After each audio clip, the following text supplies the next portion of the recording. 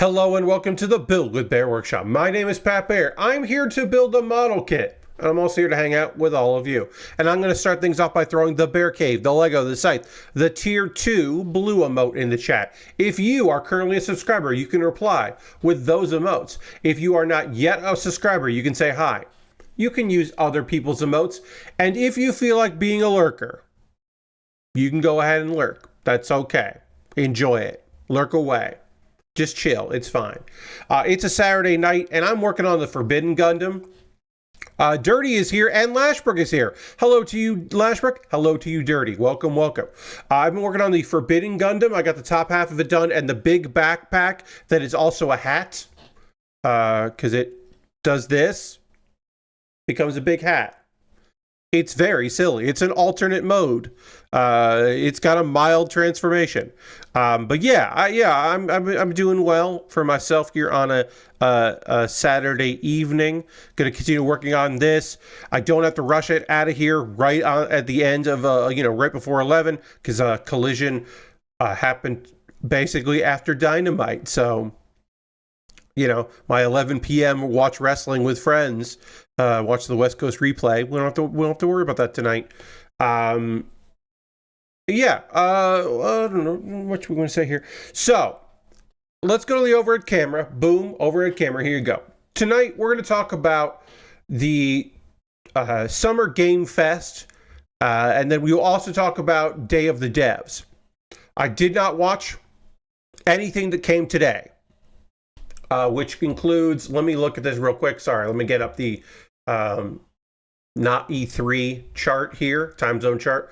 I did not watch the Devolver Direct.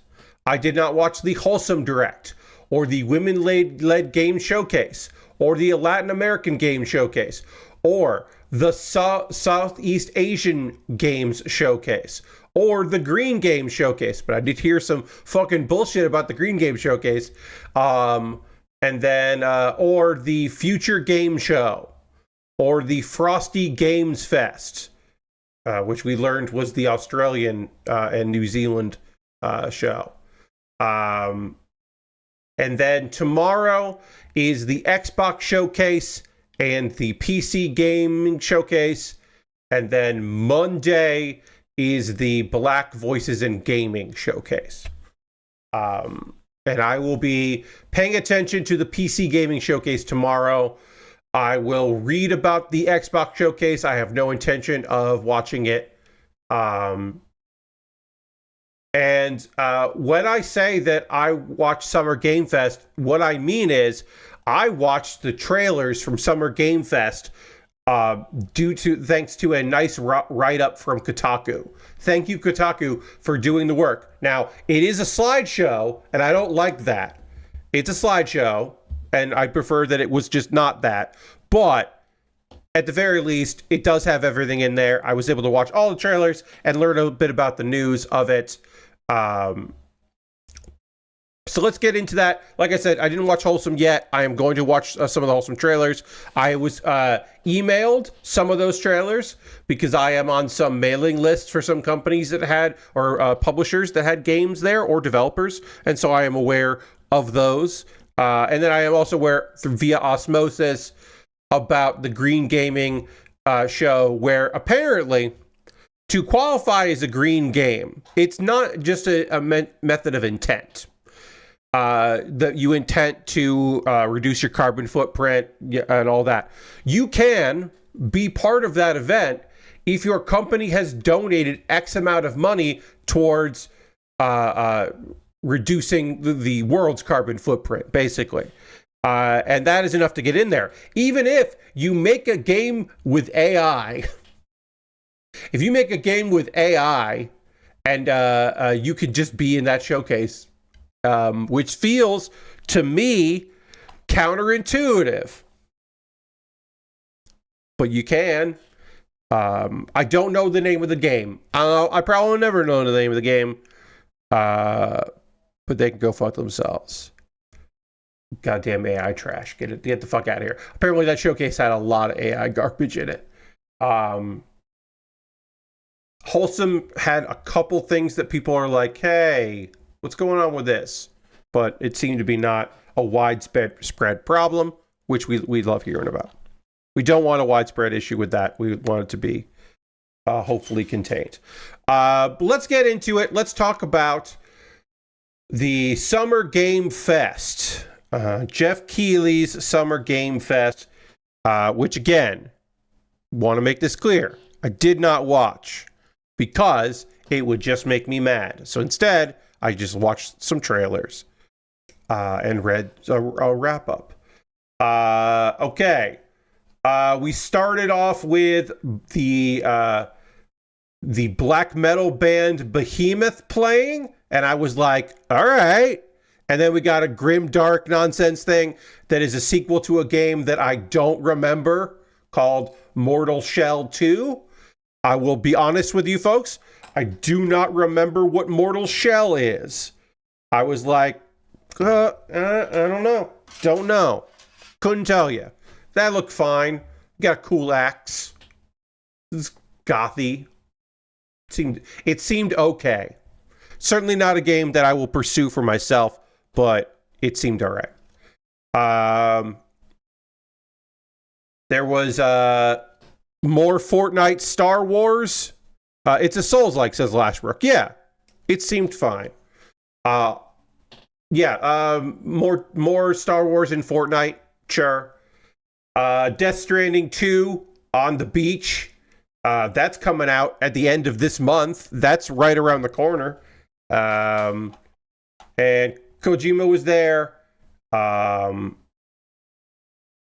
Let's see. And apparently, you know, it's more about connections. It is what it is. I'm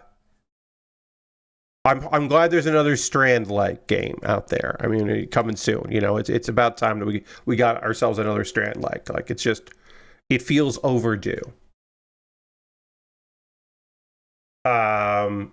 Chronicles Medieval World. Or sorry. I said world is as in world premiere. I meant to say Chronicles Medieval, which is a basic ass name. It seems that I will be honest with you folks, completely forgot about this trailer. I'm looking at an image from it now, and I'm like, no idea. Other than I did know, oh wow, is the theme of the Summer Game Fest 2025 bleak? Because the first 3 games shown are all very bleak looking, very muted colors and dark and bleak. And I get it, but is that it? And then immediately after that, the next one is Sonic Racing Crossworlds. They got Minecraft in there. They got Ichiban is in there. Hatsune Miku is in there. They got Hatsune Miku in a Sonic game. I love it. I fucking love it. I don't give a shit. Yeah, they're kind of taking shots at Mario Kart for some reason. That seems silly. Sonic shouldn't be going after Mario in any way, shape, or form. I know some Sonic fans are mad about it, and I don't know why. Apparently, some Sonic fans don't like the Sonic Racing series.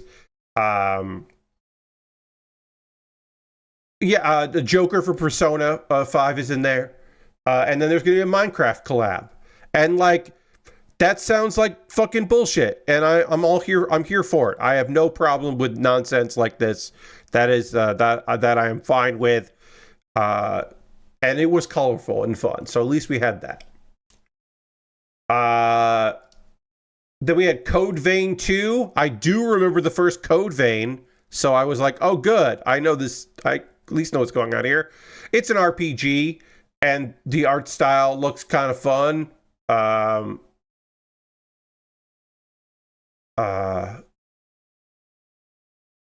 Stabbing monsters, cool dudes.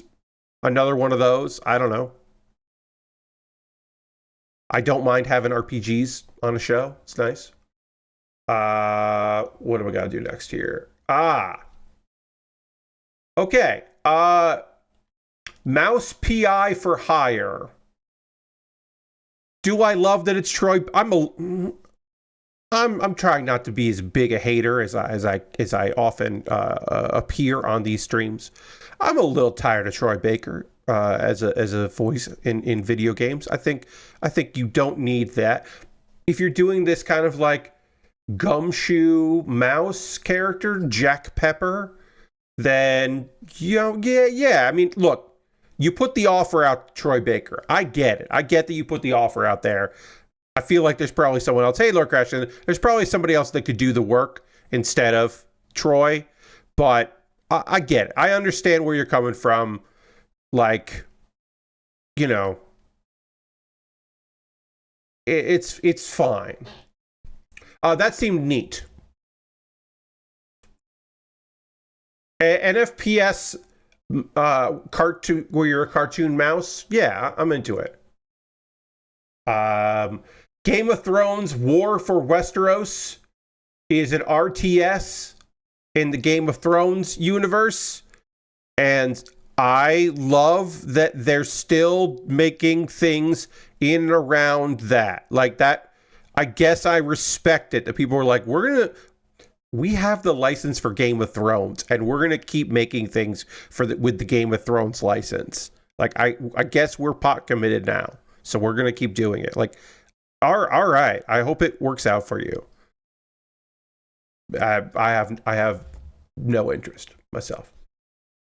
Atomic Heart 2 just is colorful and weird, and this trailer looked weird and cool, and I don't have much else to say about Atomic Heart 2. Look cool.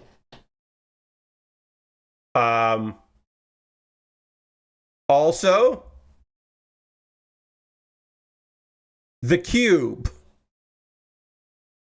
from the developers of Atomic Heart, comes a thing that looked kind of the same. I'm not gonna lie. I was like, are they showing a second trailer? Are they showing gameplay footage? No. It's not the same game. It kind of looked like the same game. Let's see. We had Marvel Cosmic Invasion, which is a side-scrolling beat-em-up arcade style looking thing. Yeah,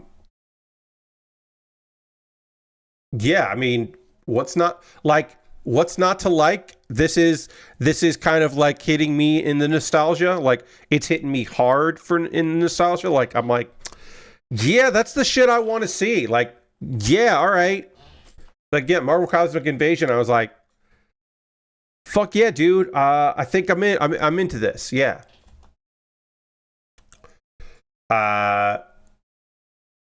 Onimusha, Way of the Sword had their premiere. Another dark thing, but like, hey, you got a sword.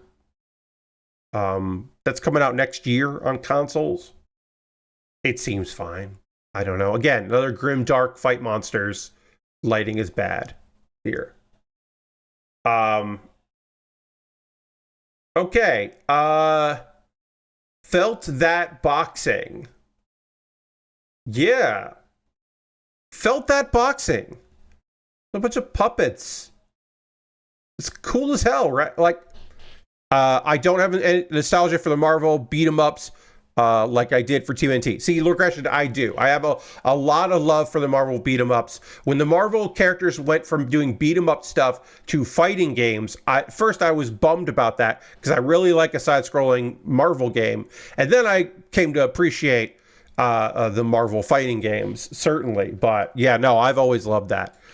Felt That Boxing, I don't have much to say about it except it looked cool and it was, at the time, the most interesting thing I had seen. I hope that puppet game looks that good at launch. Yes, I also hope that they're not selling us a bill of goods, that they're selling us the real deal, the real McCoy, because it looks good and interesting, and I would like that to be what it is. I like them to be telling the truth, because it looks pretty neat. Yeah, I don't know much else to say about it. Like, I was like, oh, yeah, all right. One of the first things that stood out to me.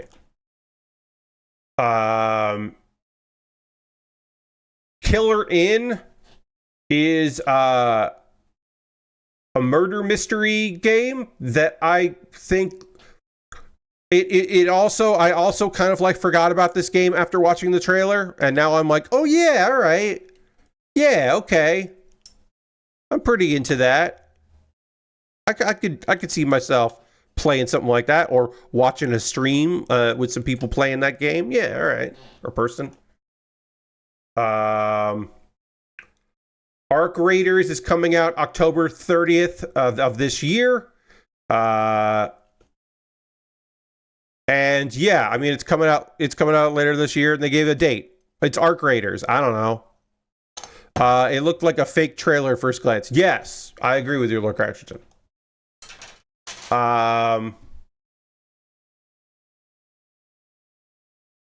Dune Awakening is coming out this month, and I don't know how it's gonna. I don't know. I don't think Dune Awakening is gonna do well.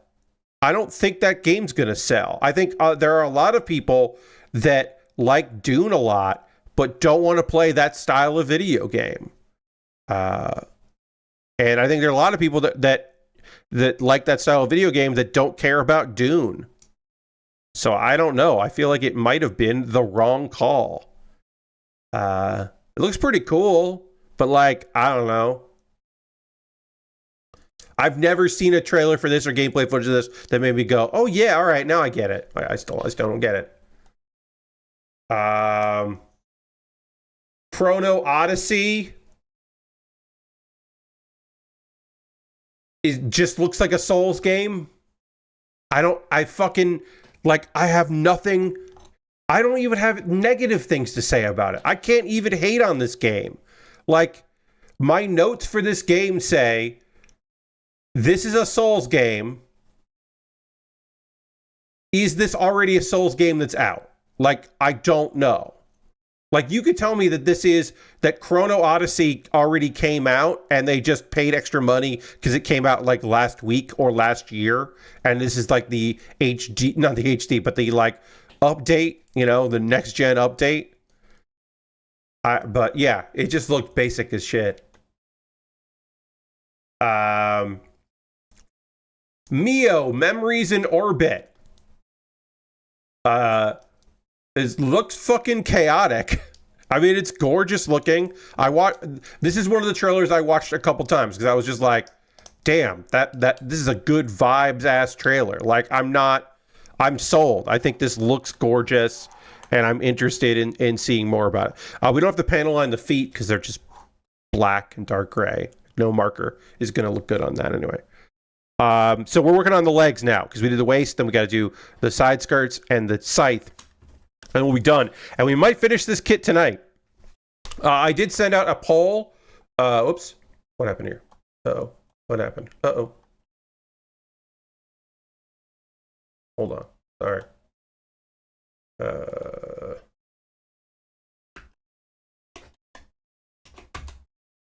There we go. Okay.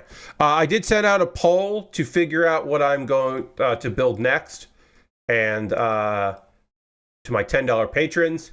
And so far, it is a tie. So if we get to the point where I need to figure out what I'm going to build next, if that comes up and it's still a tie, then I will get a 50-50 going on a random number generator.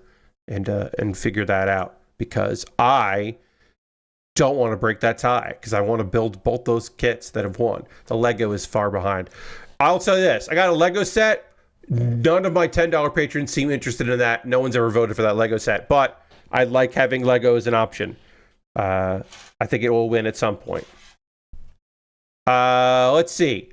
Out of Words is stop motion style animation and looked very cool.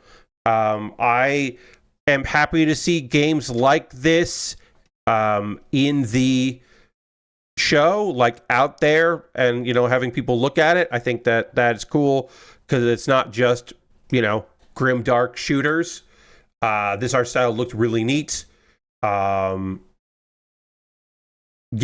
I don't have much else to say about it. It looked good.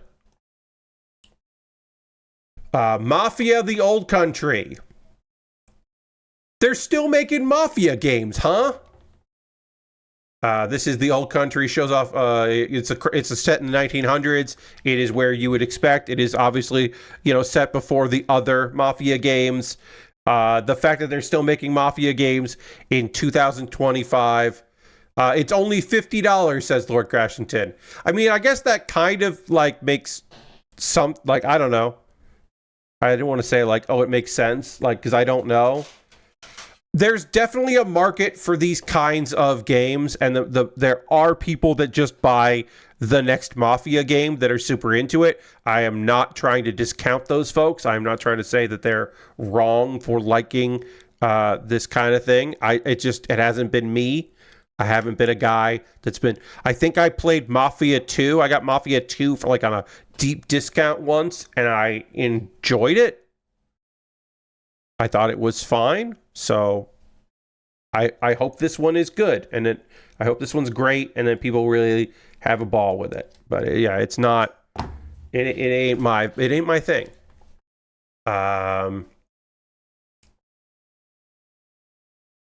Okay.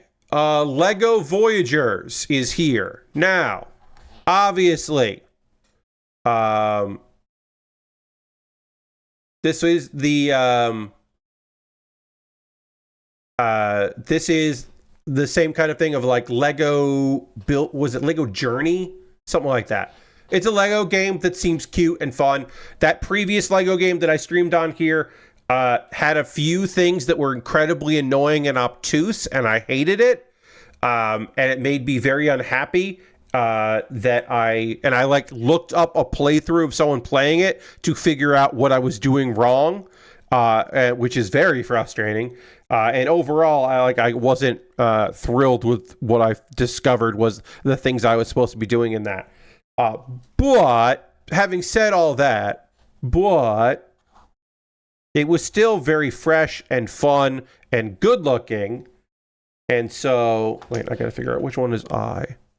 These are similar, and I just got them too close together. Is this I?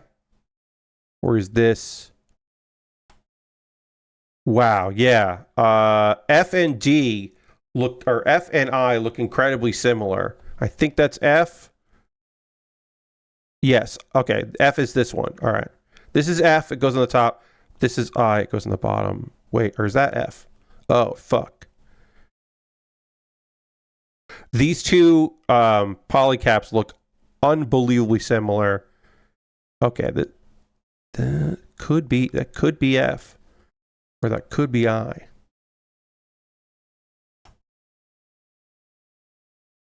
This one's bulkier. This is F. This is I. Okay. We're going with that. We'll figure out if I fucked it up. I'll figure it out later. If I messed things up.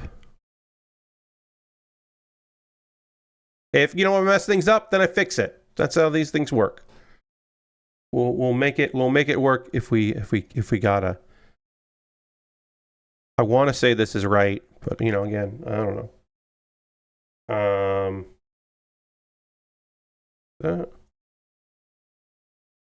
Yeah, Lego Voyages looks cute. Looks fun. I will play it, eventually. Nicktoons and the Dice World looks fun. Nicktoons in a beat 'em up is a thing that I didn't know that I wanted, but I do want that. That seemed neat. That was another one that I was like, oh, okay. Yeah.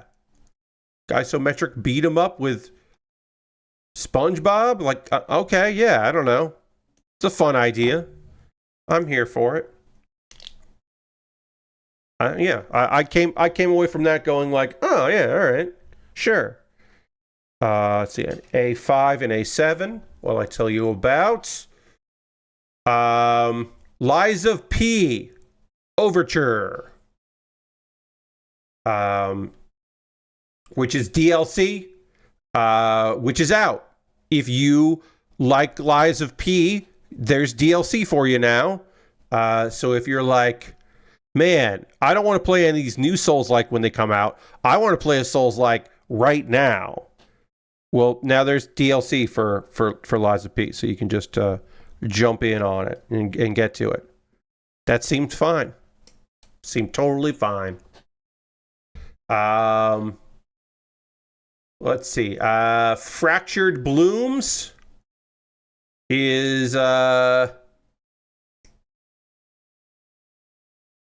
Fractured Blooms feels like somebody was like, I like crafting games and I like gardening games, but what if they were sinister? It just felt like somebody was like, I like these things, but I don't like cozy games. I need to make one that has an element of like, this shit could go south anytime, or is this real? Like, I need my like house simulator to have an element of surrealism. I don't know. Looks kind of cool. It's called Fractured Blooms. Yeah, I don't know. I kind of don't need that, but I'm sure there are people that are fucking stoked about that. So Jurassic World Evolution 3. We know this now. I did not know this when I first saw this trailer, but I have since learned that this game is using AI to generate the avatars of scientists. So they use generative AI for that, and they can go fuck themselves.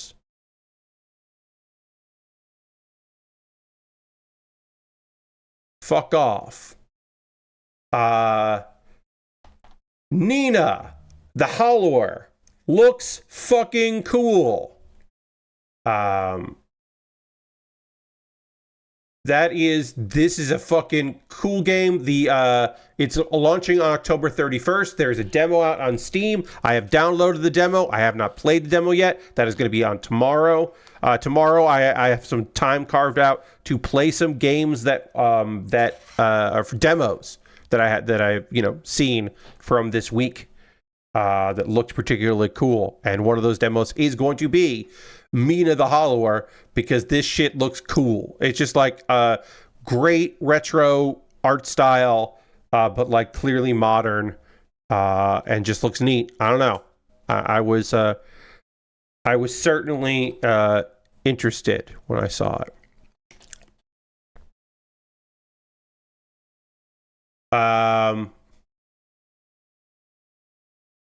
I don't play VR games, so I have no interest in Deadpool VR world. The idea that Neil Patrick Harris is the voice is interesting. That's maybe the most interesting thing about it. Is it like, why is Neil Patrick Harris doing this? What happened? Is he okay? Why? Why a Deadpool VR game with Neil Patrick Harris? Like, there's just so many questions that the trailer doesn't answer, because I guess they don't think that I would be asking those questions, but I am asking those questions because I do want to know that. I want to know what. I want to know why. Like what? I guess I want to know why, and also what? Huh? So I do have questions about it.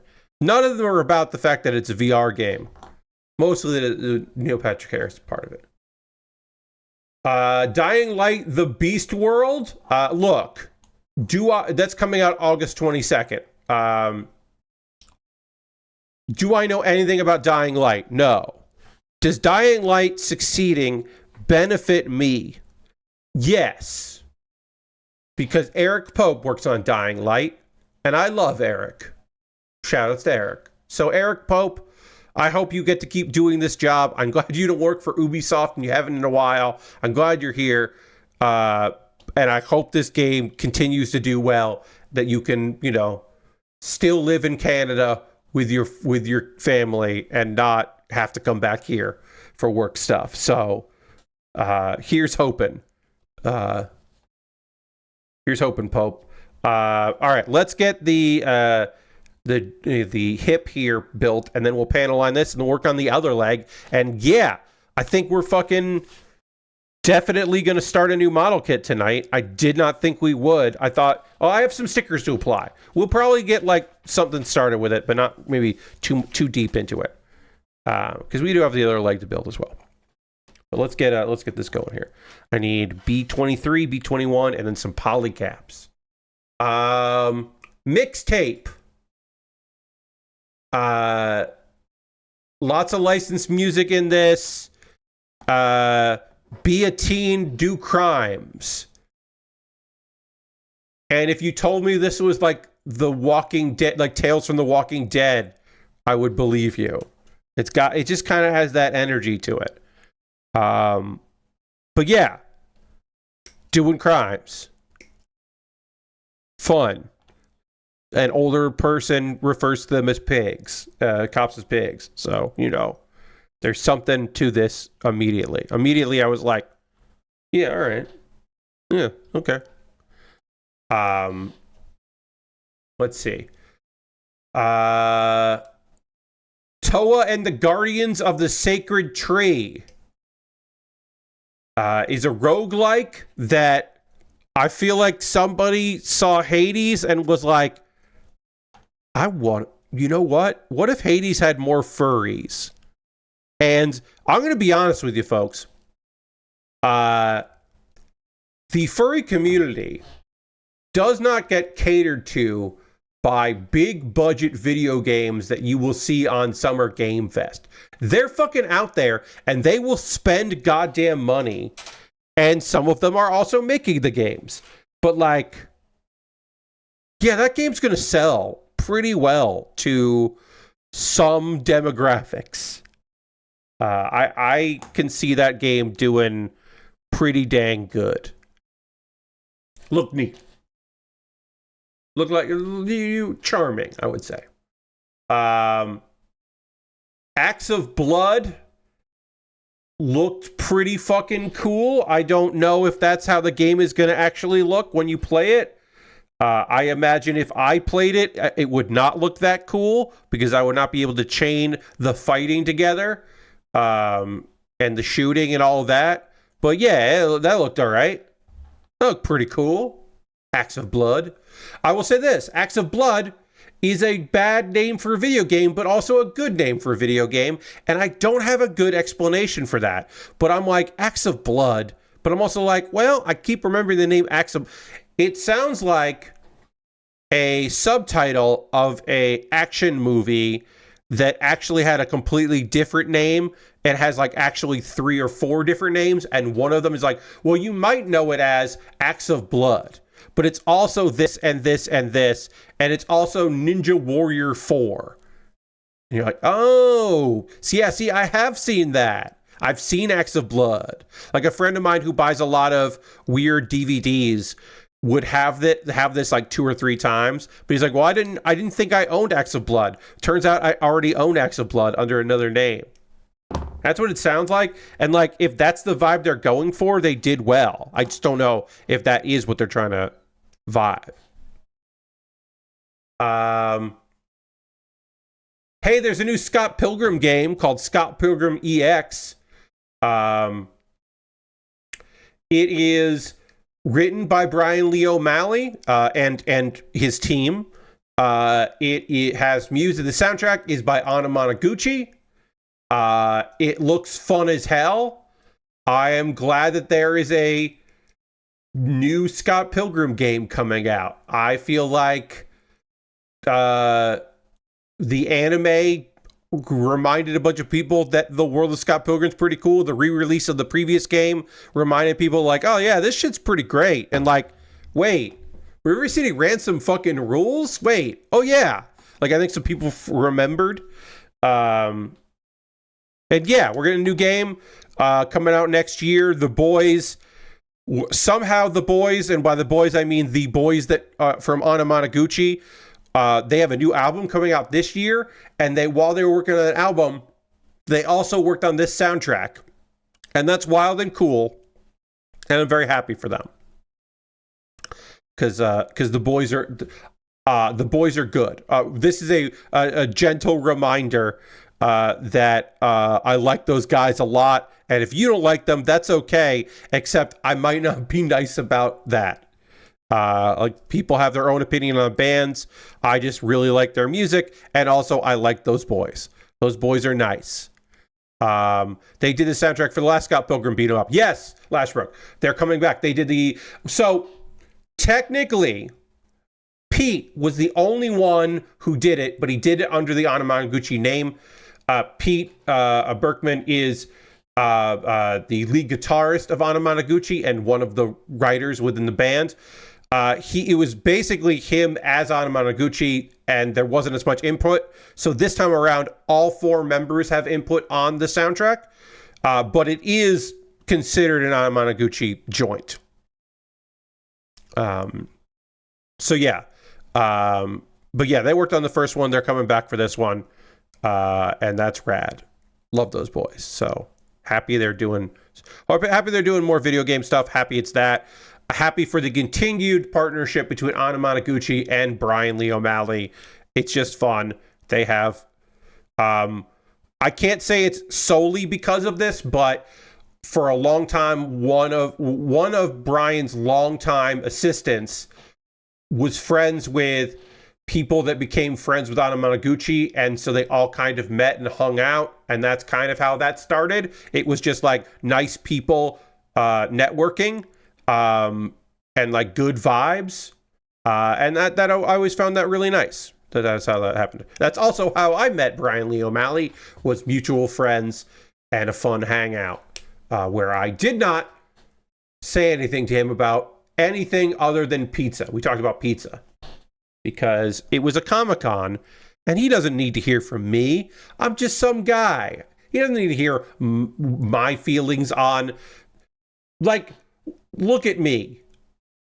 Yes, I really liked Scott Pilgrim, and I understand. I learned as I was reading it. As I got older, as it was happening, and I came to understand the fucking things about Scott, the character Scott.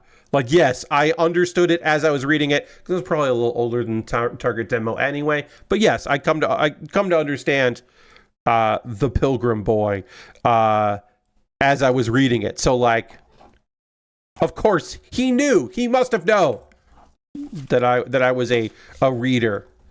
He must have known that. But we didn't talk about anything when we did hang out.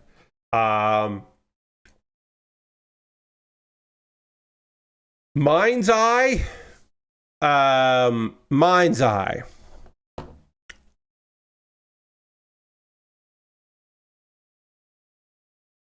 There's something to do with Hitman in this, but I don't. Why did they let this happen? Why didn't someone stop them? You can't have a cover of Mad World in your fucking video game trailer. We can't keep doing this. And not even like the long thing of like, oh, we're taking a fun song and doing a slowed down thing. Like, oh, well, we'll do it. And yes, everybody's doing it. I'm saying not just that, because that is bad. But also, what the fuck are you doing with a cover of Mad World? You can't also do that. It happened already. What are we doing? Unbelievable. Unbelievable. There was some stuff here about James Bond and First Light. It's fine. Lego Party. That's what I want to talk about. So there were games shown. Obviously, there were games shown that I looked at and went, ooh, that seems fun, or, oh, that seems neat, or like, oh, I've got a friend that loves that, so that's cool. Like, I felt that way about a few things. This is a game that I want to watch people play on stream. This is a game that I want to see Hololive people play and get mad at each other. I want to see Giant Bomb folks. I want to see Nextlander folks and figure out, well, who are they going to invite to just feel awful about this. Now, I guess they could invite Dan to do it. That would be cool or whatever. I want to see people play this game and fall in love with it or hate it so much. We are at that point now where I would like to see people love or hate this game. I think that's going to be real good.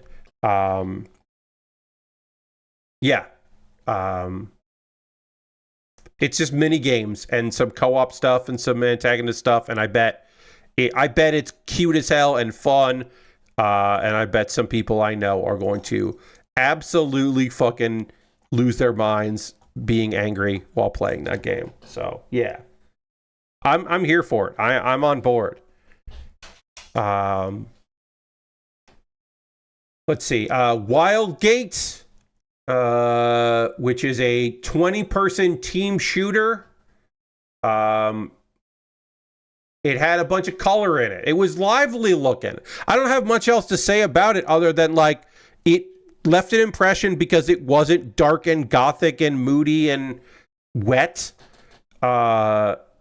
It had stuff. It had some stuff going on, and I appreciated what was going on there. It seemed cool. Blighted.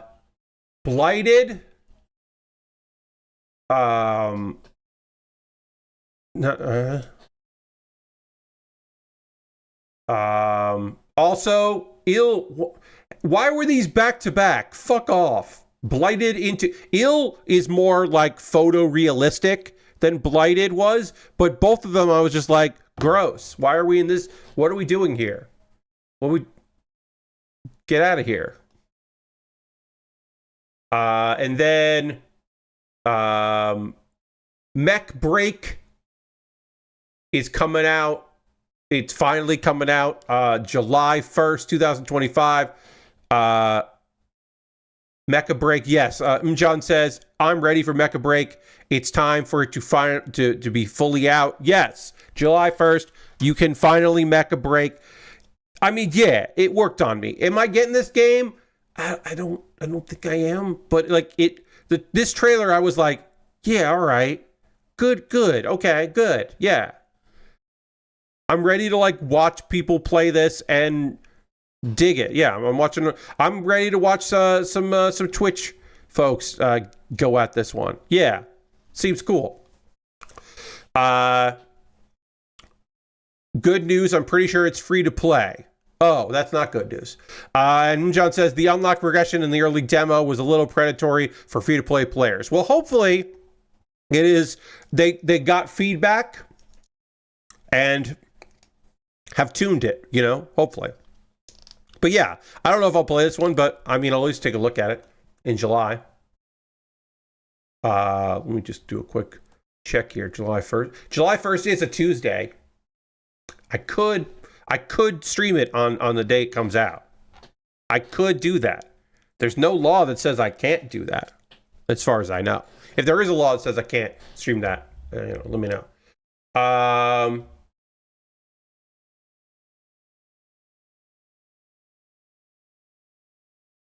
Infinitesimals seemed okay. I don't have much to say about it. We got to get through these. I got our 10 minutes here to get through all these. Street Fighter 6 Season 3, Kenny Omega in costumes. That fucking ruled. Sagat, Sea Viper, Alex, Ingrid. The idea of like, well, we could show a Game Freak trailer, or we could pay Kenny Omega a bunch of money to dress in various characters and do some moves of some of the characters. And that fucking, hey, guess what? Capcom made the right fucking choice. The right fucking choice was Kenny Omega, turns out. Kenny Omega dressed as Ingrid and Sea Viper is the way to go. I mean, a great looking Sea Viper. Let's be real. Ingrid is, that's a fun one, but the Sea Viper gear, I'm like, pretty good. It's pretty good, Kenny. Pretty good, Kenny Omega. Also, I am not the only person to notice this. In the beginning of this Let's Be Real trailer, which is a commercial, they're all commercials, but this one felt like a commercial. Kenny is sitting with his hand at his side, and so he's playing up the like, oh, they got me in a gut punch, or they hit me in the diverticulitis, like they got me in a liver punch, and I really like that. That the choice of where Kenny is selling that he is hurt after his wrestling match is there. That just made me laugh. That's a small little detail that got me. Small little bit of business. It's like, oh yeah, that's you know what? That's some good business. Yeah, that's cool. Last Flag has like a death loop kind of thing going there, maybe. It's a character shooter. Comes out on Steam next year. Yeah, maybe it's just the art style of the 70s future kind of stuff. But like not like 70s near future. Kind of vibe to it. A friend of mine was talking about this one and said, like, is somebody fucking finally gonna make another Team Fortress? And I was like, oh, maybe. I don't know. I don't know if that's what this is. I don't know, but kind of cool. Kind of cool looking. All right, we'll just get disconnected here. Let's see. Wu-Chang, Fallen Feathers. It's another Souls-like that I don't remember anything about the trailer. My notes just say it's another Souls-like. So that's, unfortunately, that's my note for this, is just that. I don't have anything else to say about it. Yeah, sorry. Wu-Tang Rise of the Deceiver. Yeah, I mean, what the fuck? What?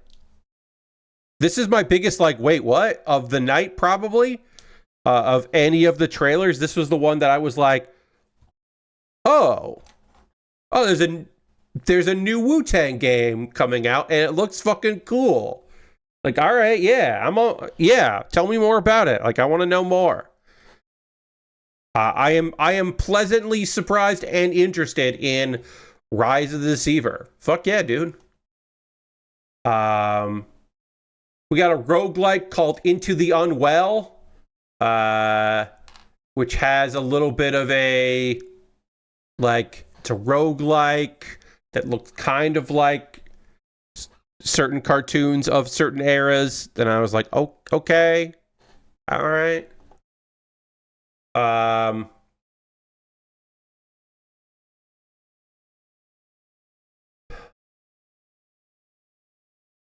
Some people do you the favor of telling you who they are. And then it becomes up to you what you do with that information. Splitgate 2 is available now. It's free to play. If you wanted to, you could play Splitgate 2. But now, you are aware that CEO of Splitgate, that put out that game, is a piece of shit. He fucking sucks. And so you know that. You know that now.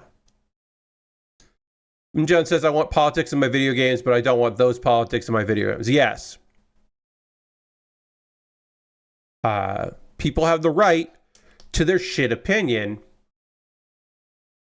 And sometimes you don't have to say anything. Am I also a little tired of Call of Duty? Sure. But I don't make fucking video games, you know? I was surprised by that. Didn't know the guy before the Game Fest and can't pay me to touch the games now. Yeah. Yeah, I mean, I have heard of this gentleman, this guy, his rags to riches story of how he quit college to make video games, and that was his dream. And he is, of course, the son of a billionaire and did not have to go to college and did not have to open up a game studio, but he did for the love of video games. He sucks. That guy sucks, and I'm sorry for the people that work for him.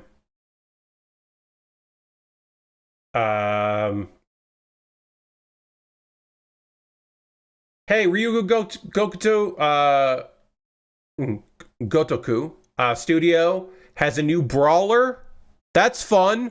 This is a fun late in the show reveal that the Like a Dragon folks, the Yakuza peoples, are making it a game set in 1943 that has like big noir energy. Like, fuck yeah. I think these folks do period pieces very fucking well. And I'm super stoked for this. It looked very fun and very cool. You know, like the fact that they have money to make weird shit that isn't more Like a Dragons, partly because they make a bunch of side story Like a Dragons. That's awesome. Good for them. That looks neat. I didn't, as I said, as you know, I did not watch the show. I just looked at the trailers. So I don't know about like the bait and switch that Capcom was doing all night, but it ended with them being like, hey, we're making a new Resident Evil movie. Resident Evil video game. We're making a new Resident Evil video game. Weirdly enough, they're going to make a 9th Resident Evil, if you can believe it. You can't. Oh, you can't. Oh, you believe it? Okay, sure. Yeah, they're making a 9th game. It's coming out in February of next year. To me, that's not where you end the show on.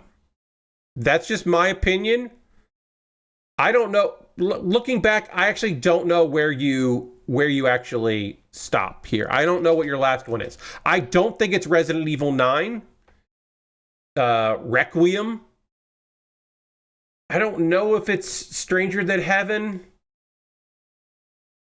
It's definitely fucking not Splitgate 2, I'll tell you that. Yeah, alright, I'm going to say this. You end with Wu-Tang, Rise of the Deceiver. I don't think they really had anything bigger to close on. See, Lashbrook, to me, you end with a fucking, hey, they're making another Wu-Tang video game. Like, to me, that's just a weird thing that exists in the world, and that's where you end it. I think you end on Wu-Tang. I'm looking here to see. Yeah, I guess you end at whoever pays the most. Yeah, Mjan probably, but I don't know. Maybe look, if you could get Kenny Omega there, then you end on the Capcom thing. You end on Street Fighter 6, and then you have Kenny Omega come out dressed as one of those 4 characters. That's actually how you end it. You actually end it with Kenny Omega on stage dressed as one of those characters. And since you don't have that, then I guess, yeah, you end on Kenny Omega. Kenny's Final Fantasy music starts playing, and he does a long walk onto the stage, and then he does like the bang, and that's how you end it. I'm very happy to be here at Summer Game Fest. You know, and then he says goodbye and good night. Mwah.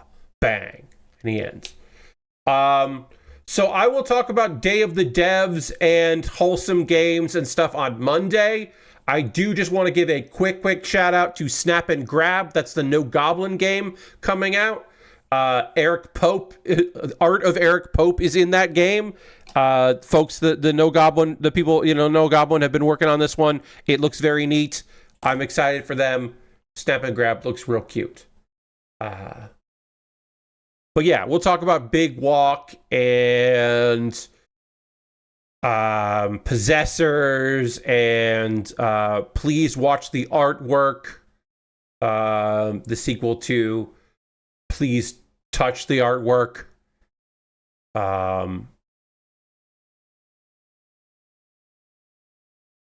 Relooted. Ratatan. Ratatan is just fucking Patapon. We'll talk about that on Monday, how they're just making another Patapon. Yeah, and probably unbeatable. But yeah, we'll talk about a bunch of those things on Monday. We'll also probably go through the results of the Money in the Bank, which I watched a little bit of before the stream started. I actually want to quickly look to see. I want to be spoiled of the results, but we'll talk about that on Monday. Let's see. Who won the men's Money in the Bank? Seth Rollins. Okay. Yeah, all right. I like that. I like one of the biggest heel factions in the company having the briefcase. He has one of, if not the best briefcase cash-ins in WWE history. So, like, yeah, all right, that works for me. That makes a lot of sense to me that you do that. And I guess the tag match is still happening. Cody and Jay versus John Cena and Logan Paul. So the show isn't over, and Seth Rollins could cash in tonight and beat Jay Uso. Jay Uso is there. He is a champion. Also, John Cena is there, and John Cena is a champion. Rollins could cash in on either of them tonight, and that would be very funny. That rules. Good for them. That's cool. Yeah, I'll check in on that later. We will take a pause for the cause in a moment. Then we will finish this kit, put on the parts we need, build the scythe, and then take some photos of it. Oh, and then also, apply some marking stickers. These are not dry transfers. These are not water slides. These are just stickers that have a background on them, or a clear on there. They're kind of in between. I think on the mint, they will look fine. I will be putting some of these on, but not all of them, probably. And we'll do that. And then we'll figure out what kit I'm going to be working on next to see if my $10 patrons, where they voted. Right now, it is I will be doing a random number generator. I'm going to get a random number generator. And then we're going to do max 2. 50-50. We'll do that. We'll do that in a moment. But we'll go over this screen. Now is the part of the stream where I'm going to talk to you. That's right, you, the viewer, about ways that you can support me. That's right, me, the host of the channel. You can, these are going to be optional things. These are going to be financially beneficial to me things that you could do. You are under no obligation to do any of these things. If you would like to, love that. You can start by throwing the Bear Cave, the logo of the site, the tier 2 blue emote into chat. Being a subscriber is the easiest way to support what I do here for Cash Money. Your Prime Gaming token, you can do that. Become a subscriber, get some cool emotes. Don't see ads on my streams. You could gift a sub. It's a new month. It's June. If you want to gift a sub to somebody in the community, you could do that. That would be cool if you wanted to. Obviously you don't have to, but if you wanted to throw in some there. Bits and coins also always appreciated if you want to go that direction. We'll go through these really quickly, then we'll get into talking about some anime, because we do need to talk about some anime. Let's see. Also, I have a Patreon. I've already mentioned it a couple times tonight. Patreon.com/PatBear. There's a $1, $3, $5, and $10 tier. There are different rewards for different tiers. Consider joining me on Patreon. My $3, $5, and $10 patrons are voting on what I do next Tuesday, what game I'm streaming. I believe that there is a game that is in the lead, but I'll obviously give it more time for that to go in there. But yeah, you can vote on that. Also, my $10 patrons are voting right now on what I build next, and I'll do a 50-50 if we get to that tonight, which I think we'll at least get started on the next thing. And then also, I got a YouTube channel, youtube.com/PatBear. Over on my YouTube channel, please consider watching a video. Subscribe for free. You could also become a member, and for $2 a month, you'll get my Wednesday videos on Tuesday. It's Mecha Month here on my Wednesday series. So if you want to know the next Mecha series that I talked about, which I'm surprised I didn't talk about last year when June was Mecha Month, but I did manage to talk about it this time. Check that video out. Consider becoming a member. Those are monthly ways to support me financially. If you just want to throw something in my tip jar, I've got a PayPal and a Ko-Fi that are there for you. And everything I make through direct donations, through YouTube, which includes AdSense, so watching my videos helps me out, through Patreon and through Twitch, all goes into a fund. And from that fund, I pull money out to buy model kits. Sorry, I'm checking my AdSense really quickly here because it takes a few days into the month. Let's see. Is that actually happened yet? Do we have that? It looks like we do. Okay. Yeah. All right. We do. So that's all right. Yeah. I'm on my way to getting a payout from AdSense. But yeah, that all goes into a fund. And from that fund, I buy model kits. I was able to pick up this kit, the Forbidden Gundam, because Past You supported me financially. So thank you very much, Past You. You're helping out present me. If you want to help out future me, you can subscribe to any of those ways. Also, should mention that I have an Amazon wish list. So obviously, my $10 patrons are voting on what I build next. But in the future, they, maybe I'll build something for my wish list instead of something from my backlog. I got good shit in my backlog. I bought some good kits recently. But yeah, if you see something on the wish list that you would like me to build or put together, you can buy it. I got Lego sets and model kits. There's a Planeswalker jigsaw puzzle. I built 2 of the Magic the Gathering jigsaw puzzles. This is the 3rd and final one. But yeah, Lego sets, model kits. I recently added a Lego Batman mech thing. It's Batman in a big mech. That's just fun. That's a fun little kit. That'll be easy for me to build. My birthday's this month. This is my birthday month. It's June 23rd is my birthday. I'll have a birthday party, a stream on the 20th. But yeah, if you want to buy me a Lego set or a model kit or something, you want to buy me the Lego City donut truck toy, you can buy that and I'll build it on stream and it'll jump the queue and become the next thing that I build. So see if there's something there on the wish list you'd like to see me put together. And if you're saying to yourself, Pat, I would love to do that, but I do not want to buy something from Amazon, I fucking understand. I got you. I have a wish list on Throne. It's a much more smaller list, but it is an alternative to Amazon. It's nice to have alternatives. And then if you want to support me financially, and you heard about subscribing, which seems easy, reoccurrings, maybe. And you're like, Pat, I would like to support you, but it's got to be weird. It's got to be convoluted, and there's going to be a lot of steps to it. I've got it.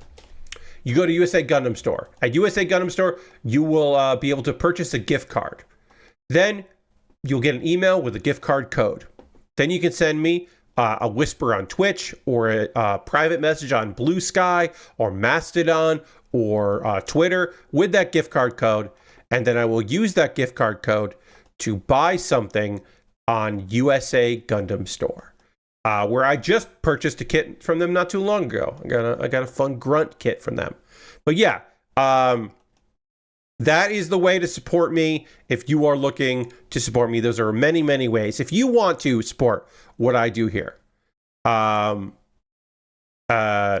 quite a Saw scenario, but USA Gundam gift cards do work. Yes, they do.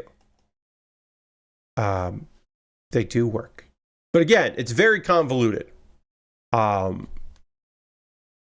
It's a lot of steps, but people have sent me gift codes, and I have used them to buy things from USA Gundam Store. More people have done that than bought stuff from my from my Throne wish list, because no one has ever bought anything from my Throne list. Should I just get rid of my Throne list? Probably. I probably should, but I like having an alternative to Amazon, even if no one uses it. So it is what it is. Let's see. If you want to support me, but you don't want to spend any money, I have a Discord. We'd love to see you in the Discord. It'd be great. Feel free to come hang out in the Discord. And then, what was I going to say here? Okay, yeah. So, I got a couple video links for you to check out. Pat Baer's Anime Club. I'll have a new episode up on Monday. And that one I'm very happy with. But the most recent one, I was also happy with. It's me talking about the anime awards. They just happened, and I made a video giving my honest reaction to the winners and the losers and the not even nominateds. So take a look at that video. And then Kuma Baer is my weekly anime recommendation series. I talked about a bit about it before.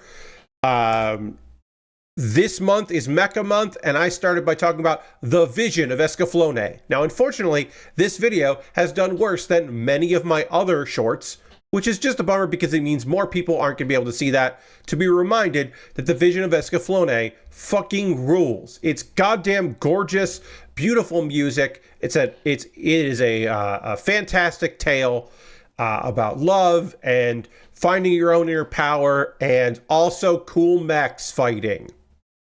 Got some fun.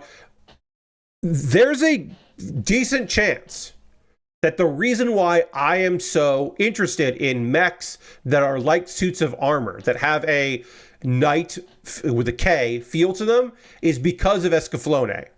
It's probably Escaflowne and also the Tall Geese, but like it's neck and neck. Like this Escaflowne there's a good chance that's the reason why I love that style of mech, like a knight in shining armor kind of mech, which I hadn't really put two to two together before, but that's probably true.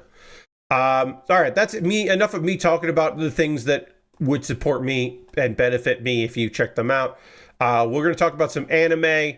We're going to figure out what to build after this is done, finish this kit. Before that, I need to drink some water and dramatically transition back to the overhead camera. And I will do that right now.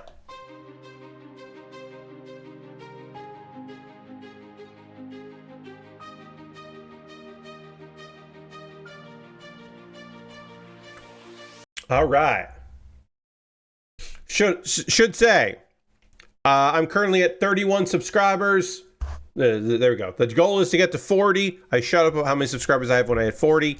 I never remember where to point. I have to look every time. It's very silly. All right, we're almost done with this kit. We're almost ready to finish this thing and put some stickers on it and then take some photos of it. So let's get this done. All right, anime talk. I have 2 anime episodes to chat with you about. They were both very fun. We got another 3-parter. Catch Me at the Ballpark seems to always be 3-parters, which I'm not against. Just fun, quick little stories. So you should at this point remember. My voice is going weird. I'll put myself on vocal rest tomorrow, but I can feel it. My voice is straining to come out. I don't love that. But I'll put myself on vocal rest and not talk. I'll try not to talk tomorrow. I don't have anything planned. I have to work on some stuff. I don't have to talk tomorrow, so I'll try not to because, oh boy, I can feel it. Take a cough drop tonight. So this show is about a bunch of people that work at a minor league ballpark in Japan. Is essentially about Ruriko. Ruriko is barely in this fucking episode, but she is essentially the main character. She's a beer girl. And we meet a girl who used to be a beer girl.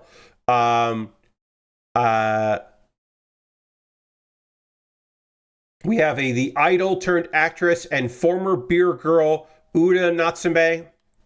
She is attending the Motor Sons and seeing a game, and she gets reunited with Koinada, who they used to work together. And Natsume kind of complains about what's going on with her because things are kind of rough. This was a cute little story. Things are rough with her. She's going through tough times in her job, and she's feeling a little defeated, and like things aren't really working out. And then so Koinada's just like, well, think about the Motor Sons and how hard they've worked and how they never gave up, and now people believe in them and people support them and they want to see them succeed, and the fan support just keeps growing and growing, and they'll be there even if we start losing. And it's a nice little speech, and by the end of it, Natsume's like, yeah, I'm gonna keep doing this. I got this. And it's a nice bit of business. I believe the voice actress from Uda for Uda is. I'm gonna quickly look at this. I looked it up before. Shit. I looked it up. It was someone somewhat well known. Let's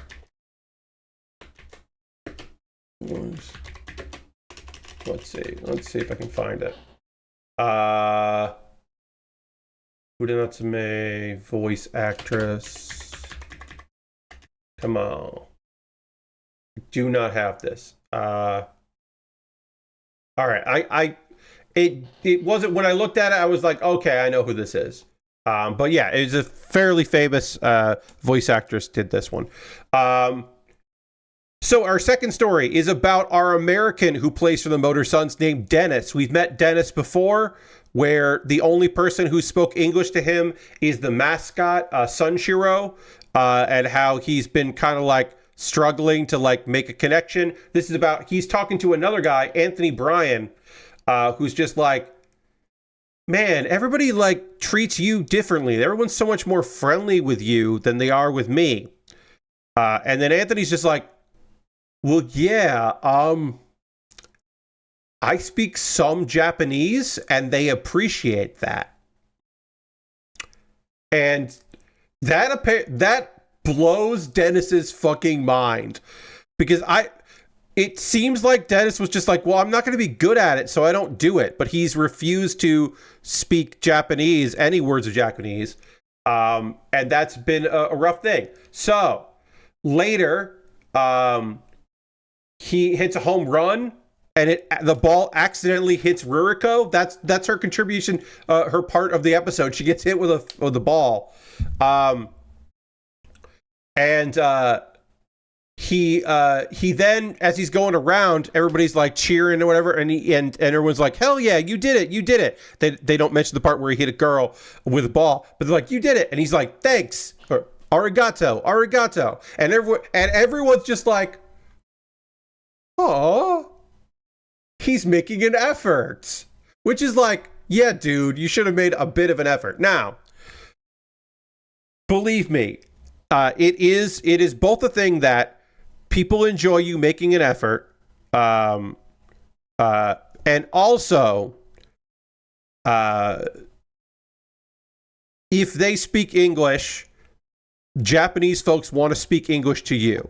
You can be fluent in Japanese, but if they track you as an English speaker, hopefully their playoff season ends early before Dennis gives her a concussion. Yes, Lasbrook. But you know, what I'm saying is, if you're English speaking, if they track you as someone that speaks English, they will go out of their way to try to communicate with you in your language. But I could see the baseball players being like, well, you came here to play with us. You should learn the language. Whoops. Whoa. I totally get that. I totally see where that could be a thing. Like I'm now like, oh yeah, that makes some sense, that this would be like, you know, the ball players would be like, hey, why don't you fucking learn the goddamn learn some of the language, my guy. Where does this piece go? Oh, it goes on the shoulder here. I'm like trying to put it on the head. That's not where it goes. But yes, you're right. Lashbrook, hopefully we don't have an incident. Anyway, he also apologizes to her, and she accepts his apology, because, you know, he's making an effort, and people can appreciate making the effort, which is a fine enough lesson to glean from this episode. And then in our third story, as I attempt to get this fixed, in our third story, Kojiro. You may remember that Kojiro, there was a whole episode where he had a really good game, and his wife kept trying to tell him that she was pregnant, and they just kept having like misconnections about that, and it was a fun bit of business. So he calls a guy who used to be on the team, his old friend, Tsubaki. And this is another thing where he wants to tell Tsubaki, I'm going to be a dad. Like, that's what he wants to do. But there's like a bunch of back and forth. He wants to tell him about his wife's pregnant. And the call gets interrupted and they don't get to say anything. But then Kojiro realizes he can hear Tsubaki's voice, like in the same building, in the next room. And he opens the door.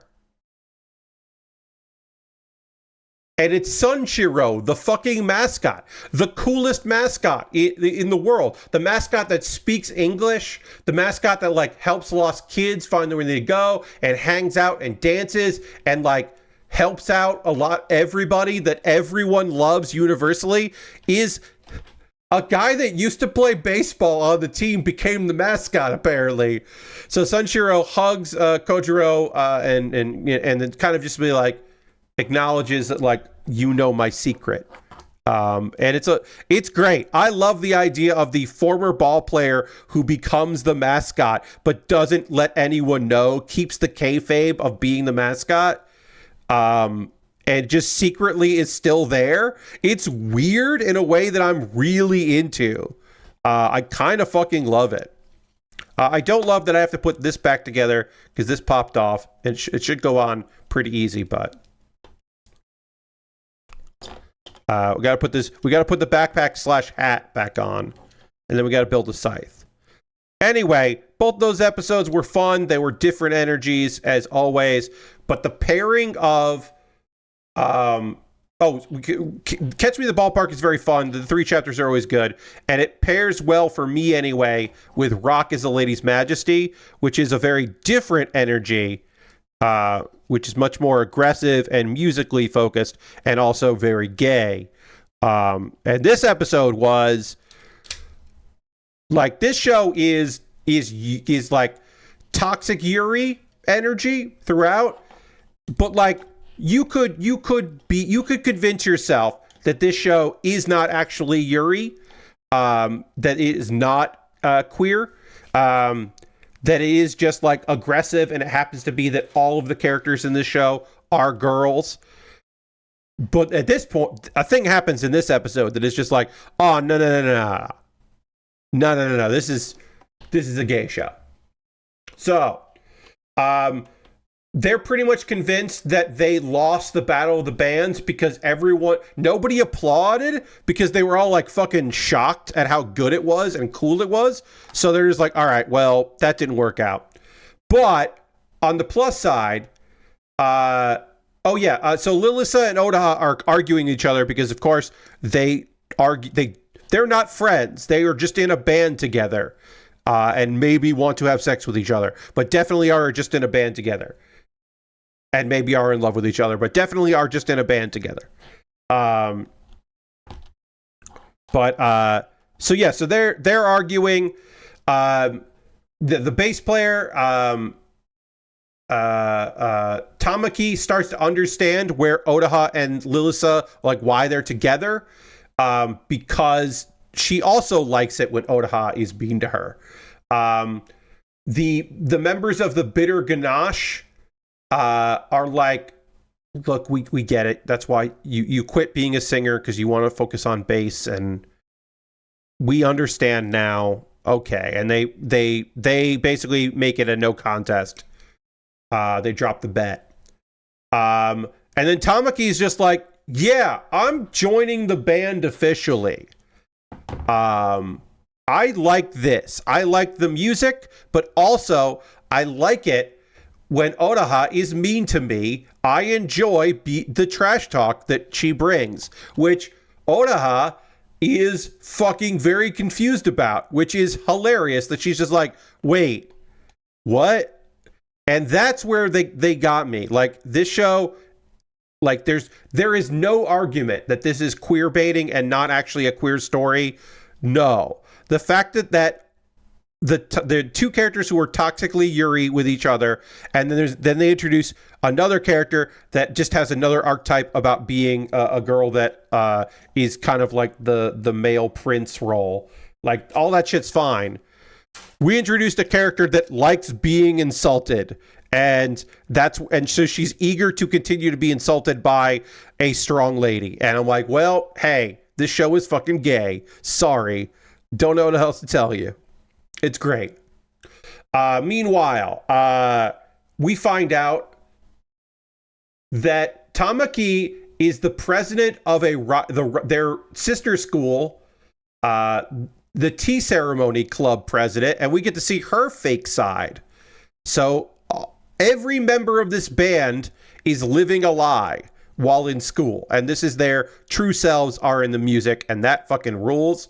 Yeah, she's the sister academy, and yeah, we get to see the facade she puts on as like a maiden. Lilisa realizes that the Battle of the Bands she had a lot of fun at, even if it was hectic.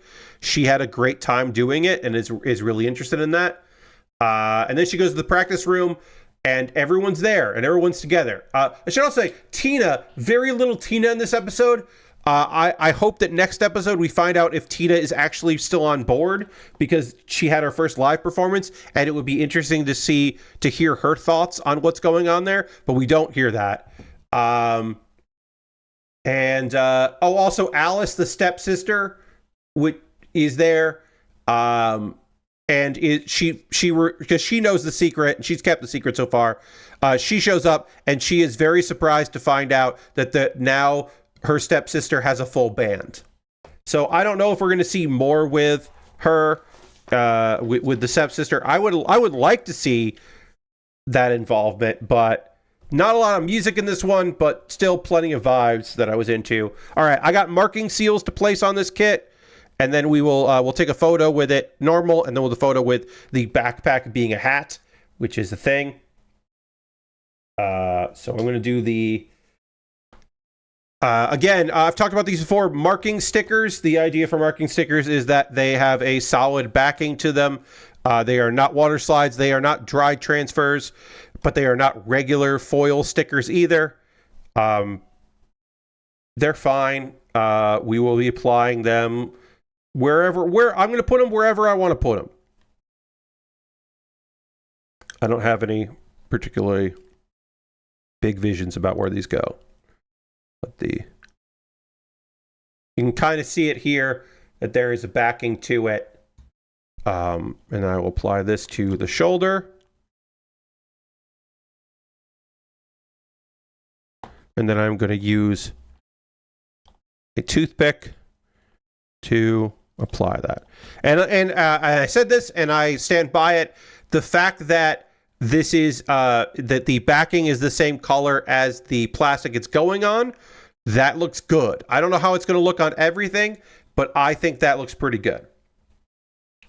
I think that looks fine on there. Yep, and it'll dry here. And I could put whatever number I want to put on. Let's put on 105 here. Oops. And that's going to go on the other shoulder. That. I'm going to put it there. But yeah, I fucking really like Rock is a Lady's Modesty. I just think it's a really fun show. I'm really into it. Now is the part of the stream where I want to hear from you, friends. What are you watching right now? What are you playing? What are you up to? What are you into? You watching any TV? You watching any movies? You playing any video games?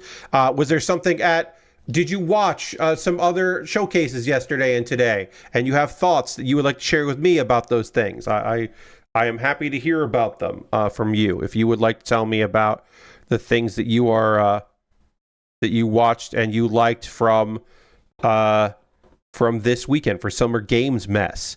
If there's anything that stood out to you that you want to talk to me about, I always like to hear from you about those things. I will tell you that I did watch the Day of the Devs. I didn't just watch the trailers. I watched the whole thing, and I really liked the presentation. I always enjoy Day of the Devs. And there were a few standout trailers from that I will talk about on Monday.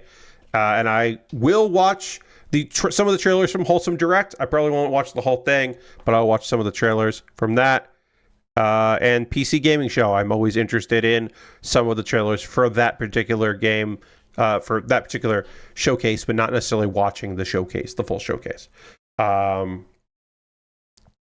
don't know if there's anything else going on with that. Still playing Hearthstone. I still have a deck that is very silly and wins a bunch of games. It does. If you are playing a slow burn, a mid range, or a try to survive for a long time deck, I will beat you with my deck. If you are playing a zoo deck or an aggressive deck, I will lose. My deck cannot do anything about aggressive decks. It just has no ability to fight aggressive decks in any way, shape, or form. I'm just going to lose. I have no recourse in that. Oh yeah, I could put this on the shield there. Yeah, I could do that.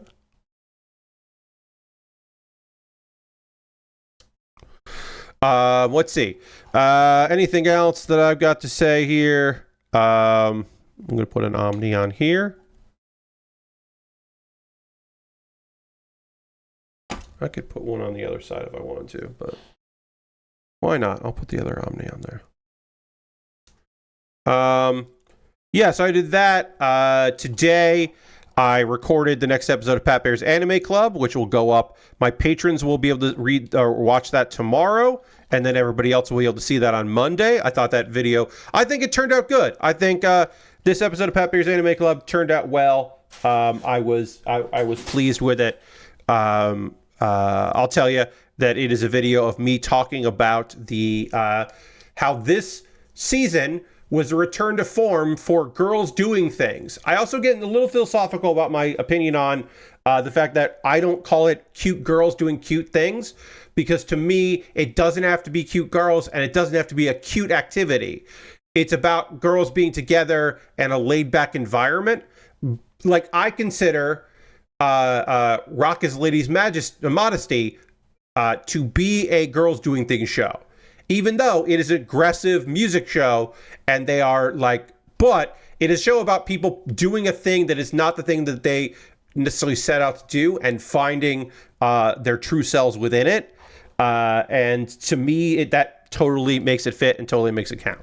That's just my opinion on it, but yeah, I think it totally works for that.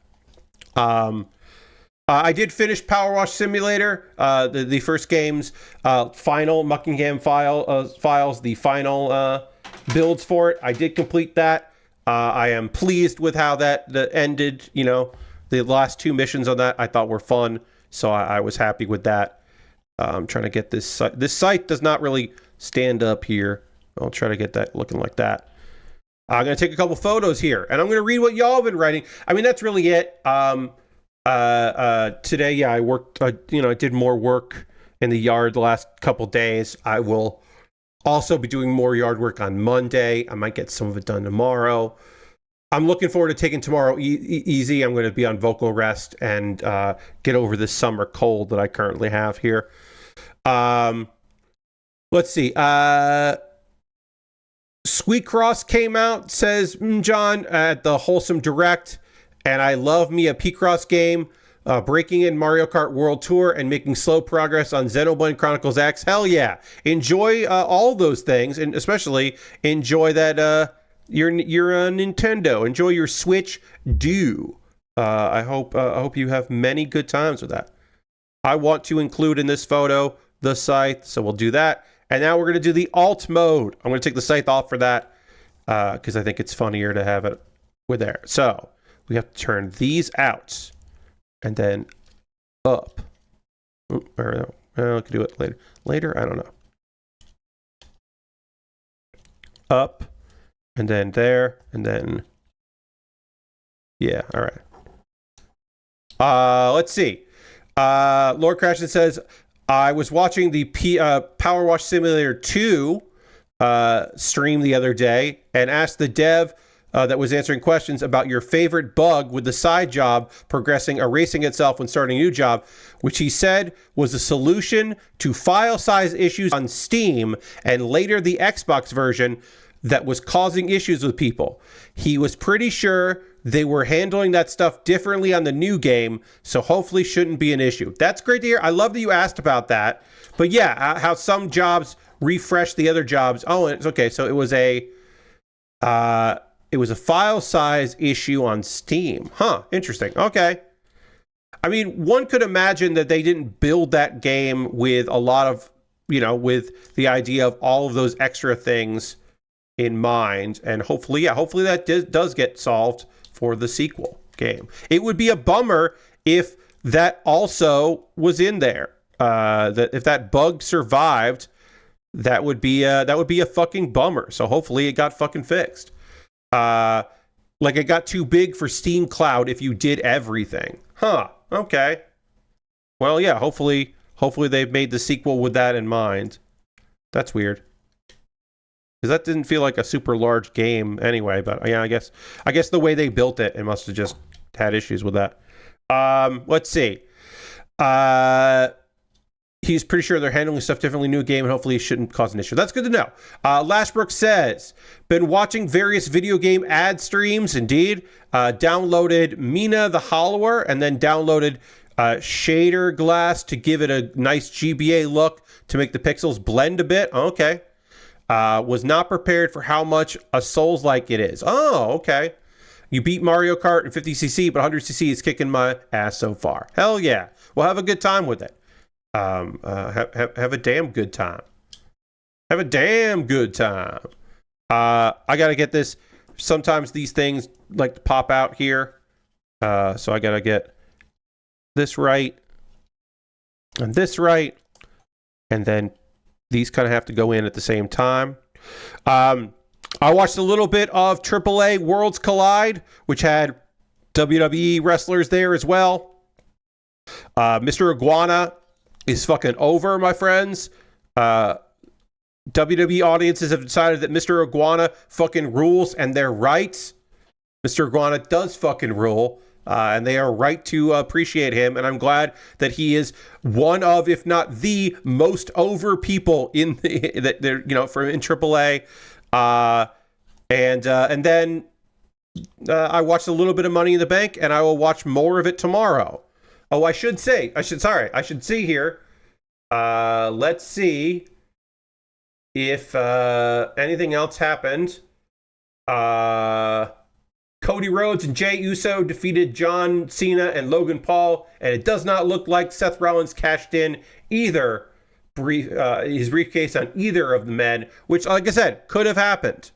But it looks like it didn't happen. And then, yeah, the babyfaces won. Does that mean that Cody Rhodes will want to face John Cena at SummerSlam? Maybe.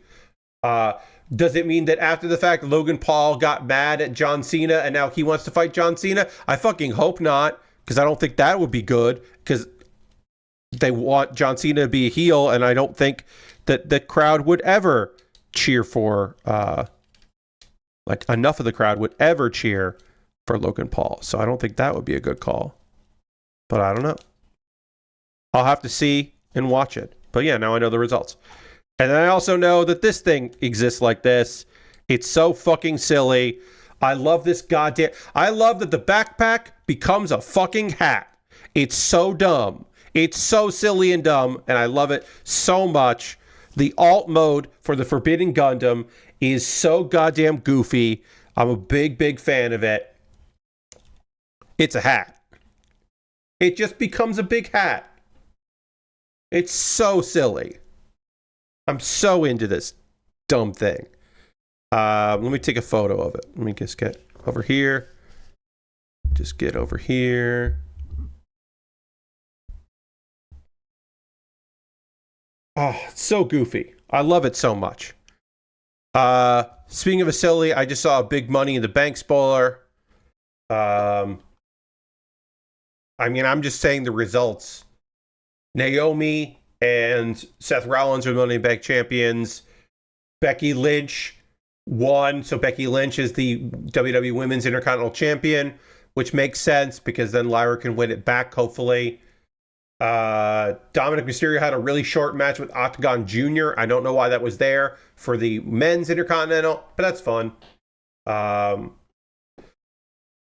Oh, I thought you were saving the rest of the show. No, so I don't know. Like, I know the winners of the main event, but I don't know. I just wanted to find out if Seth Rollins had cashed in or not, and apparently he has not cashed in. So that's all right.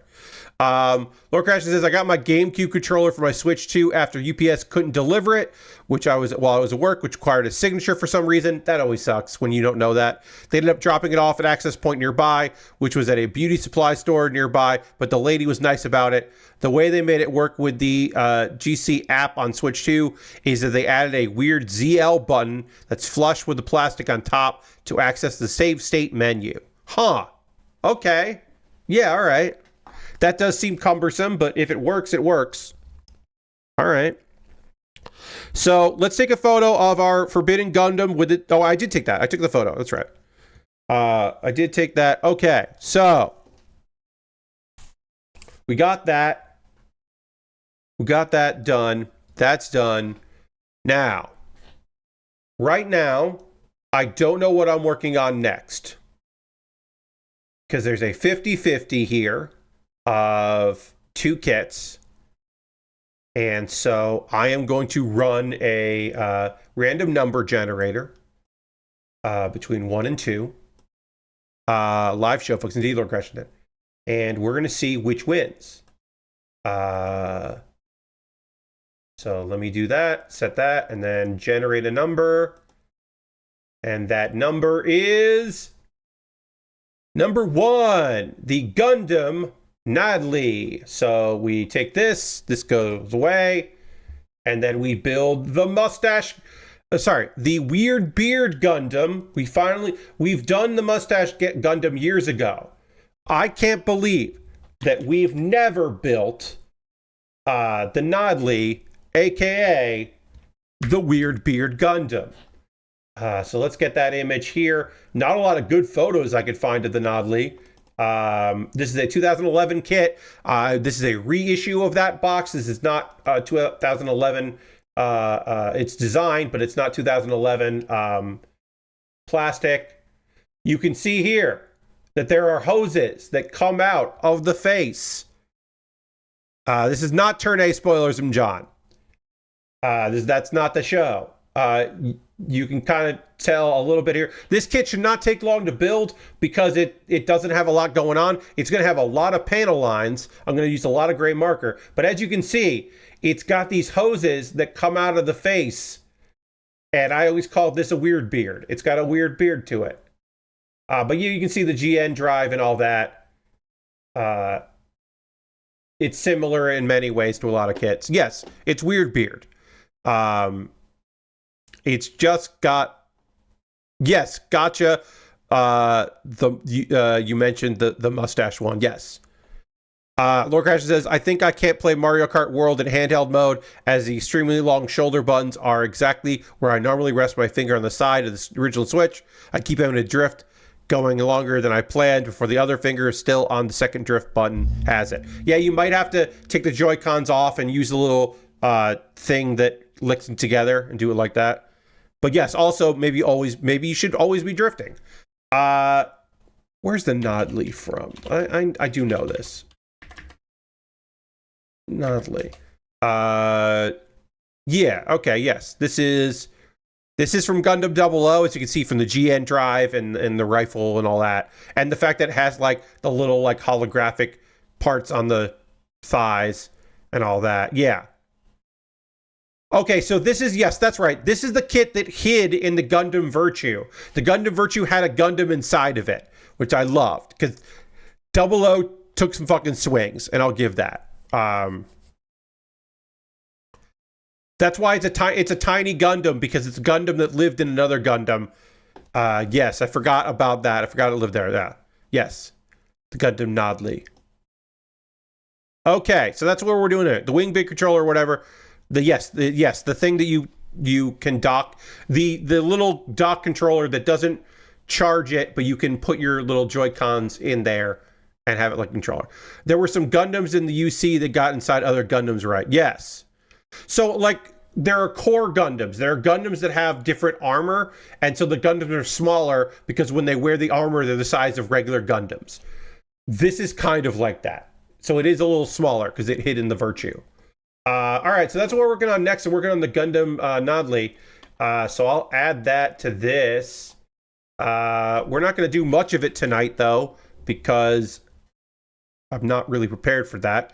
So I'm going to change this to that. So that way I remember. But that's what I'm working on next. Is going to be the Gundam Nodley. I'm just putting this in here so that I remember. We'll change the title, and that's fine. So instead of getting up and going and getting it and just opening it, we'll say that we're starting that kit on Monday, but we did decide that that's what we're going to work on. What we can do for the rest of the stream, which is just a few more minutes of hanging out, is we can look at some of the other kits that I have in my backlog. We can do a backlog tour. We haven't done a backlog tour in a bit, so we'll do that. We finished the Forbidden Gundam, so I can get rid of that photo. I have the LAH entry grade kit, the Law. Don't you have the boxes stacked up behind you? No, John. I don't. Those are box tops of kits I've built before on a wall, my backlog wall. My backlog is off to the side there. We have the Law here. Is there a better way to do this? That is an entry grade. I am probably going to be doing an entry grade stream where I build that and the other entry grade that I have in my backlog. As a way to promote Plastic Model Weekender, because both those kits I'll build and then do something with. I don't know when I'm going to do that, but it'll be towards the end of the month. I'll do that. But along with that one, I do have the RX-782, which I've built before on stream. This is the RX-782 entry grade, but it's the full weapon set. So it's the full entry grade, but it also has the bazooka instead of a beam saber or just a gun. It's got the bazooka as well. It's basically the same kit. It's another entry grade. I have that. I am going to do a stream with the two entry grades at some point. So I have those two. I also have the only Lego set I have that right now is this one. This is a big fucking image. It is the Lego 3-in-1 Wild Animals Surprising Spider.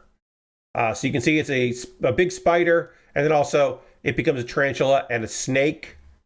And that looks cool as hell. Or a scorpion, not a tarantula. I believe that's a scorpion and a snake. So I have that. That is the Lego 3-in-1 that is in my backlog now. And it's the only Lego in my backlog except for the Lego Nutcracker, which obviously is in my backlog, but it's saved for Christmas. I bought this in January because it was on sale. It was like 35-40% off, and I was like, sold. I got a great deal on this. It will sit in my backlog until around December 25th this year, whenever I decide to do a Christmas build, and I will build this for the holiday, which is nice to have. It's nice that I don't have to think about that holiday. I don't know what I'm building on Halloween, but I know what I'm building on Christmas. I have the Mythos high grade, which apparently is a very big image. So let me scale that. I have the Mythos high grade. This is a re-release of this kit. It does transform. Moonjon has worked on this kit, I believe, very recently, which is just weird timing. Excuse me. So I have that. And this has been in my backlog for now only a few days. But yeah, I got this kit. I'm excited to work on this. I love a kit that transforms, and this one is a fun one. Transforming it is hell. Maybe you'll have better luck than I did. John, maybe I will. We'll find out someday when I build it. The latest kit to enter, so the Nodley came into my possession yesterday. And then today, at like 4 in the afternoon, the newest kit to be added to my backlog, which is not that, is a kit from 2011 that was re-released this month, the Nobel Gundam Berserker mode. It's the Nobel Gundam, but it's the long hair sticking out. It's the Nobel hype indeed. This kit was reissued literally this month when I bought it from Gundam Planet. It was technically a pre-order. It was right before the pre-orders closed. It's the Nobel with slightly shades of coloring. It's basically the same kit that I built before, bought slightly different parts here and there, and I'm very excited to do that. Lord Crashton says that they subscribed to Game Informer the other day. Oh yeah, that's right. The Game Informer is back, and they're going to do a magazine. Early bird price for $39 a year for physical and digital issues, and some other improvements on paper, packaging, and they're donating 5% of proceeds to charity. Nice. Lord Crashton, I hope that works out. Doing a physical magazine seems insane to me, but I hope it works out. But yes, we got the Berserker mode. That will be a fun build at some point this year, I'm sure. And now the two kits that have been in my backlog the longest. The kit that's been in my backlog the longest is the RX-78 NT1 Gundam NT1. That's right. This kit's name has NT1 in it twice. They're pretty much the last multi-platform magazine in the US, so I hope it does work out. Yeah, but I don't know. The RX-78 NT1 Gundam NT1. I'm excited to work on this kit. It's been in my backlog since last year. I got it on a deep discount from USA Gundam Store, where they had a bunch of sales going, and I had a gift card code, or not a gift card. I had a discount code, and there were stuff on sale. So that's been in my backlog for a long time. And then another kit that's been in my backlog for quite some time is the RX-178 Plus FXA-05D, aka the Super Gundam. That's right, it's just an RX-178, but it has the cool backpack. It has the booster rocket backpack weapon nonsense. Does it look a lot like the RX-78 NT? Yes. But it also has a cool backpack, and it's called the Super Gundam.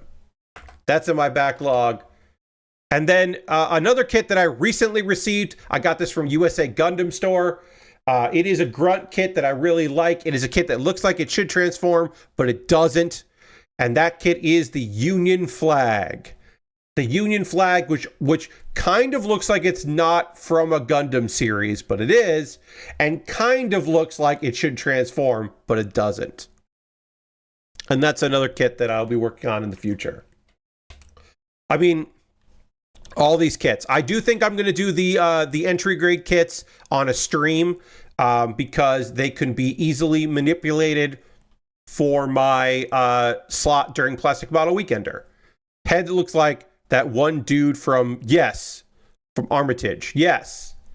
Also, the name Union Flag just feels like it is a name of like a kit where they renamed everything for the American version. If price wasn't an issue, which of those one-piece Lego kits would you love to build? The ship. I mean, the ship is the one. The one-piece Lego. If money was no object, I would do that. I mean, do I want to build Buggy? I mean, I kind of want to build Captain Buggy. I don't want to say this. I'm going to build Monkey D. Luffy brickheads, and I'm going to build Buggy the Clown brickheads. I'm going to buy those at some point and build them. But yeah, I would want to build the Going Merry. The floating restaurant is kind of fun, maybe. The village hut, I'm like, it comes... Here's the thing. The village hut is not that exciting, but it does come with a minifig of Shanks. So, like, wouldn't I want to buy that? Wouldn't I want to buy the windmill village hut and get a Shanks, even though it's not that many pieces and it's going to be $30, and I probably don't want to buy that? But yeah, If money was no object, I would spend $140 on the Going Merry, no question. But I am going to buy the 2 Brickheads because I like, especially Buggy the Clown. The Buggy the Clown Brickheads is fucking awesome looking. So I'll buy that. Also comes with the only Devil Fruit. Yeah. The Lego Mihawk with boat still amuses me. Yeah, I mean, it's good. But yeah, I mean, I would buy the Going Merry, but I'm not going to spend $140 on a Lego set, on a solitary Lego set. Like, I just don't, it's just not feasible and not possible. But that is going to do it for tonight's stream. And I hope you had a good time. Every once in a while, I like going through the backlog with you when it doesn't make sense to start a new kit, because we'll start fresh on Monday with a cool looking kit, the Weird Beard kit, as I said. And I want to thank you all so much for being here. I hope you had a good time. I hope you come back on Monday for a new model kit. We are going to raid. That is how we end every stream around here. We're going to go find someone doing cool stuff and hang out with them on a Saturday night. Should we do this? I think we should. I don't know how much longer they're going, but it's only been 2 hours. So we're going to go hang out. I'm going to raid Giant Bomb, which I don't know the last time I fucking did that. Jeff is either already been on or will be on. Jeff Gersman's going to do the couch. But we're gonna go raid. Giant Bomb. I hope you come along with me on this raid. It's E3 night right now. It looks like it's just really bad footage of the outside the bungalow, so it's in between segments. It looks like. So we're just watching people talk to each other, which is great. But let's go do that. I want to thank you all so much for hanging out. I hope you have a great rest of your night. I'll see you on Monday. Goodbye, everybody. Goodbye, goodbye, goodbye, goodbye, goodbye, goodbye, goodbye.